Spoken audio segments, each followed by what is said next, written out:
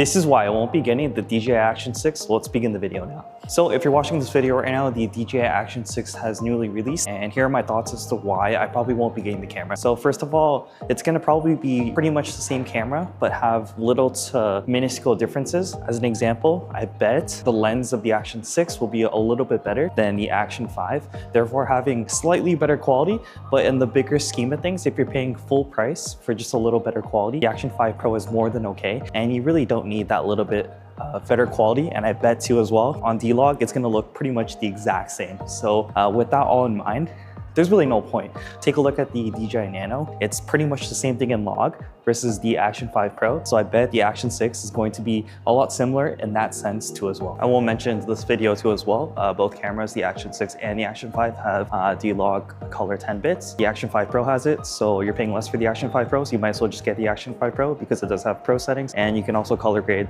the exact same way as the Action 6, but for half the cost. So pretty straightforward if you ask me. And I bet the next thing is going to be battery life. They're probably gonna have a slightly better battery life. It's gonna slightly charge a little faster, but in the big scheme of things, the Action 5 Pro is quite fast in charging, as well as has a really good battery, and you could just replace the battery if you ever need to. But I did go to Universal Studio Japan with the DJI Action 5 Pro earlier this year in July, and I never had an issue majorly with the battery life with the Action 5 Pro. So therefore, I think for half the price, don't pay full price for the Action 6. The Action 5 Pro's battery life is more than good enough. From morning to the end of USJ, my battery was more than okay, had no issues whatsoever.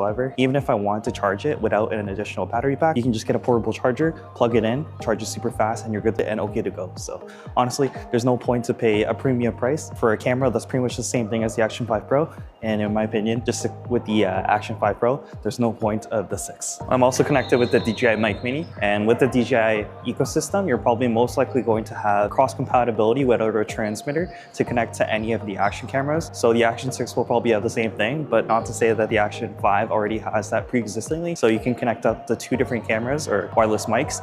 So you're paying a lot more just to be able to do the same thing as the Action 5. I think there's no point. Now, I believe too as well, the Action 6 is going to have up to 8K 120 frames per second. Just to bug in here, my bad. I think the camera only goes up to 4K for the Action Osmo 6. Just listen to the points of the 8K and my thought basis behind it anyways for the future. So, but this camera already pre-existingly has 4K up to 120 frames per second. So, and the biggest hindsight of everything, I think the vast majority of displays, or like your monitor, your TV, so on and so forth, only cover up to 4K, and they don't necessarily go to 8K quite yet. So in the hindsight, having 8K is quite useless in this point in time. Yes, I do understand it in the near future, that's probably going to be in some way, shape or form handy, but as of right now, it's quite not needed. So for the fact of the matter, you're probably okay with the Action 5 Pro, 120 frames per second in 4K. Also, speaking of which, we are currently shooting on the DJI Action 5 Pro, obviously, on 4K 30 frames per second. We're shooting on D-Log, color 10 bits, and I color graded using the DJI Mimo app just to preface. And yeah, let's just continue the next points. Okay, so the next point is also kind of the lenses with the Action 5 Pro. There are pre-existing lenses. So in terms of like ND filters, focal lenses to make things more zoomed in or zoomed out, so you can zoom into a close shot or go to a far shot. Those are all included with the Action 5 Pro.